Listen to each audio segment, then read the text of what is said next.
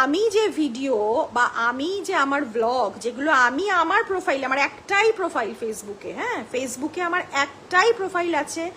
প্রেরণা ভট্টাচার্য, যেখান থেকে আমি এখন লাইভ করছি, তোমরা যে আমার লাইভটা দেখছো, আমার একটাই প্রোফাইল আছে প্রেরণা ভট্টাচার্য, এবং আমার একটা ফ্যান পেজ আছে, এবং আমার একটা গ্লিটস নেল স্টুডিও বাই প্রেরণার একটা পেজ আছে, যেটা আমার একেবারেই বিজনেস পেজ। আমার যে নেল স্টুডিও সেটার একটা বিজনেস পেজ আছে, গ্লিটস নেল স্টুডিও বাই প্রেরণা।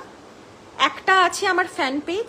পেজ হয়তো আরো অনেকগুলো আছে, সেটা আমি বলতে পারবো না, বাট একটা আছে সেটা আমি জানি, সেটা একদমই ঠিকঠাক অথেন্টিক, যেটা এখন খুব বেশি আপডেট হয় না সেখানে, কারণ সেটা এখন আমি অ্যাক্টিভ রাখিনি বলে। আর একটাই আমার অ্যাক্টিভ ফেসবুক পেজ, যেখান থেকে আমি এখন লাইভ করছি, প্রেরণা ভট্টাচার্য। একমাত্র এইখানেই আমার যে ব্লগগুলো আমি দিই, আমার সমস্ত যে আপডেট আমি দিই, আমার যে সমস্ত ভিডিও আমি দিই, কি করছে সেই মানুষরা, তারা আমার ভিডিও এক্সট্র্যাক্ট করছে ফেসবুক থেকে, নিয়ে নিজেরা একটা বিকৃত এআই ব্যবহার করে বিকৃত মুখ বানাচ্ছে, যে আমার মা কাঁদছে, আমি কাঁদছি, আমার বাবা কাঁদছে, আমার বাবার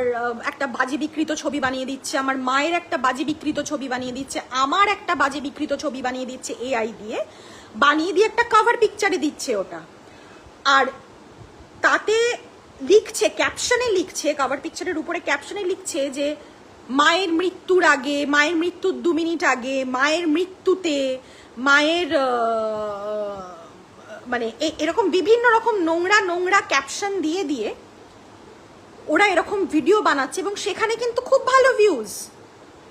মানুষরা এত বোকা, আমি এটাই ভাবছি, যে মানুষ ওটা খুলে দেখছে, তারা চাইলেই কিন্তু সেখানে প্রতিবাদ করতে পারে, কমেন্ট করে নয়। কমেন্ট করে প্রতিবাদ করা মানে কিন্তু তোমরা ভিডিওটা দেখলে এবং ভিডিওতে কমেন্টও করলে, তোমরা কমেন্টে নেগেটিভই লেখো আর পজিটিভই লেখো,